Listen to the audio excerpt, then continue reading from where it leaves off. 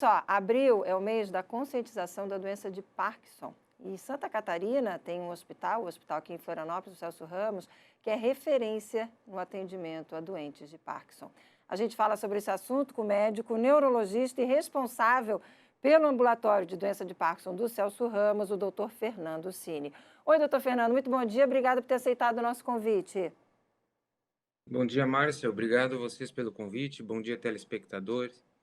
O que eu posso Desde, ajudar? desde 2007, o Hospital Celso Ramos é referência no atendimento, inclusive com cirurgias a pacientes que sofrem, que têm a doença de Parkinson, né? Foi uma atividade pioneira aqui no nosso estado. Sem sombra de dúvida, foi muito lutado para se conseguir isso, né? Então, pouco a pouco a gente foi montando o serviço e hoje a gente tem um serviço organizado com neurocirurgião, com psicólogo, fonoaudiólogo, com neurologista e a gente consegue dar com os recursos possíveis do SUS, né, um atendimento de qualidade ao paciente SUS aqui em Santa Catarina de doença de Parkinson avançada, né? Vamos falar sobre a doença de Parkinson e explicar o que que é? Aliás, gente, uma informação super importante, eu não sei se você que nos acompanha já sabe, se não sabe, a gente traz ela agora. A gente não fala mais mal de Parkinson, né? Eu acho que isso é bem importante a gente aproveitar o mês da conscientização da doença para divulgar. Porque muitas pessoas falam, fulano tem mal de Parkinson, fulano sofre de mal de Parkinson.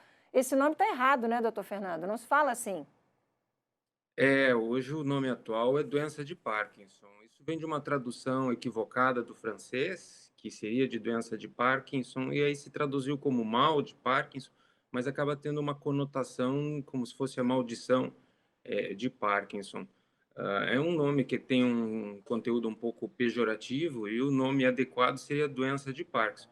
Então, se tem tratamentos efetivos para a doença de Parkinson, marcado com que revolucionou o tratamento desde a década de 70 e vem se avançando pouco a pouco. Então, na década de 70, ainda quando se chamava mal de Parkinson aqui no Brasil, a expectativa de um paciente que tinha o diagnóstico de doença de Parkinson era pouco mais de 7 anos. Hoje, a gente tem aqui em Santa Catarina uma expectativa média de vida de 25 a 30 anos.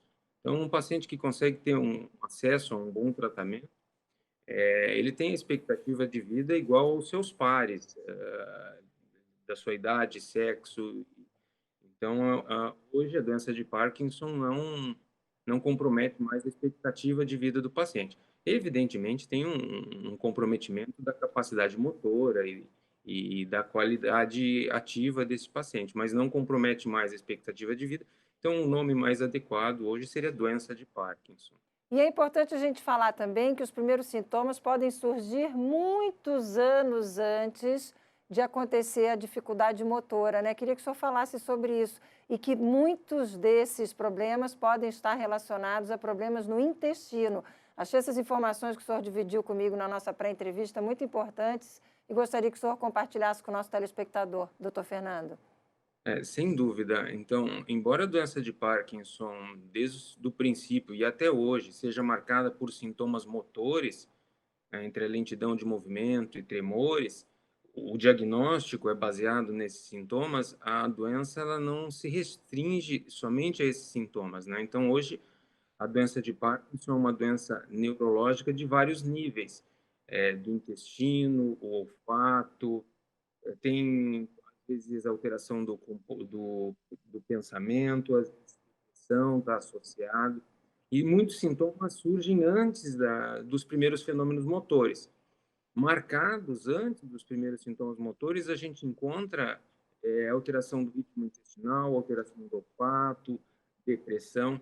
Claro que esses sintomas, muitas vezes, têm outras explicações e, dentro da vida do paciente, se torna um pouco vago para a gente predizer que esse paciente, no futuro, vai ter doença de Parkinson. O intestino é marcado, a lentidão do ritmo intestinal é dividido de quase todos os pacientes com doença de Parkinson tem isso antes do início dos sintomas motores e persiste depois do diagnóstico. Às vezes, um paciente com 10, 15 anos de doença, o ritmo intestinal passa a ser um problema devido a essa lentidão.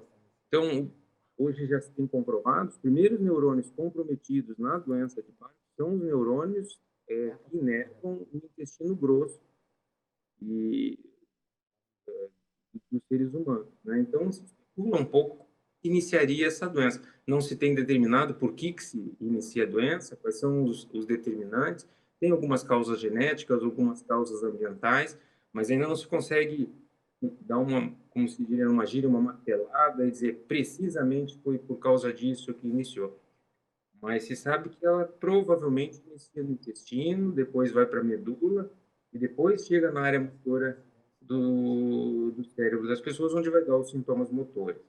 A boa notícia no sentido do dia e do mês de conscientização da doença é que Santa Catarina é referência não só no Hospital Celso Ramos, como também no Hospital Centro Catarinense de Reabilitação. Fica aqui em Florianópolis também? Fica aqui em Florianópolis. Já tem também inaugurando em Chapecó um centro de referência para a doença de Parkinson, né? Então, para os pacientes do Oeste, não precisam mais se deslocar atravessando todo o estado.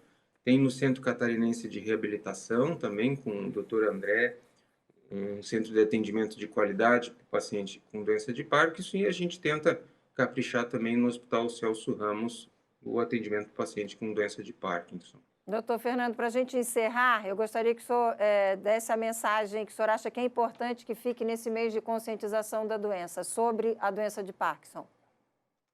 Acho que é muito importante para o portador de doença de Parkinson não encarar a doença como uma sentença, né? Então, muitas vezes, quando a gente vai dar a notícia de que é doença de Parkinson, claro que ninguém planejou, ninguém gostaria de ter esse diagnóstico, mas ele está muito longe de ser uma sentença.